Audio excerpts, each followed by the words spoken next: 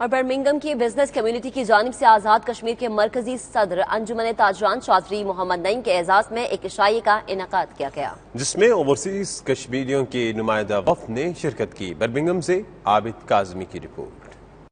Birmingham میں آزاد کشمیر کے مرکزی صدر انجمن تاجران چودھری محمد نعیم کے اعزاز میں عشائیہ دیا گیا۔ بزنس کمیونٹی کی جانب سے دیے گئے اس عشائیے میں اوورسیز کشمیریوں کے نمائندہ وفد نے شرکت کی۔ اس دوران انجمن تاجران آزاد کشمیر کے صدر چودھری محمد نعیم نے عشائیہ شرکاء سے گفتگو کرتے ہوئے کہا کہ حکومت آزاد کشمیر مقامی سرمایہ کاروں کے ساتھ ساتھ بیرونی سرمایہ کاری کے لیے بھی بھرپور اقدامات اٹھا رہی ہے۔ حکومتی حوصلہ افزائی سے خطے میں تجارت کے فروغ حاصل ہوگا۔ مجھے اپنے ملک سے اور پاکستان سے آزاد کشمیر سے بہت پیار ہے۔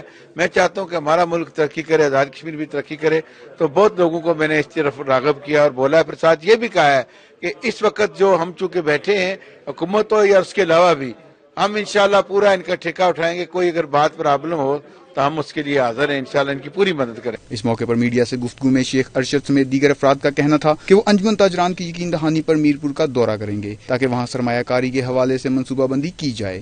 اور بھی یہاں پر اوورسیز پاکستانی ہیں، بزنس کمیونٹی کے لوگ ہیں، ان کی ڈیلی روزانہ کی بیسس پہ 3-4 میٹنگز رہی ہیں، اور انہوں نے ہمارے جو بھی مطالبات سمجھ لیں یا جو کو ہمیں مشکلات وہاں پہ درپیش آتی ہیں، ہم نے ان سے بات کی اور انہوں نے وعدہ کیا ہے کہ انشاءاللہ اگر کسی کو کوئی بھی problem who as a Mirpuri یا میرپور میں رہتے ہوئے میرپور میں، وہ کہتے ہیں کہ میں ان کے لیے دن رات حاضر ہوں۔ بیرون ملک رہنے والوں کے وہ دور کریں گے، ان کو سیکورٹی پرووائڈ کریں گے۔